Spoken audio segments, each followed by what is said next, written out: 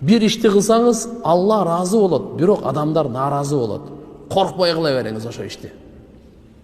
Алла эртеби кечпи адамдарды разы кылып коет экен да. Кыжалат болбоңуз. Алардан утурундук келген жамандык бар го, Алла өзү жетиштүү Алла сактап коет, жүрөгүңүздөн кайгыны кетирип коет. Вообще ойлонбоңуз аны. Эгер Алла разы болгон иш болсо, ошону кылыңыз сиз. Эми бир иш бар, адамдар разы болот, бирок Алла наразы болот да. Аны кылбаңыз. Алла наразы болгон ишти адамдардын разылыгын көздөп, ошо адамдардын разычылыгын алайын деп Алла наразы болгон ишти кылбаңыз. Себеп эртеби кечпи адамдарды Алла наразы кылып коет да.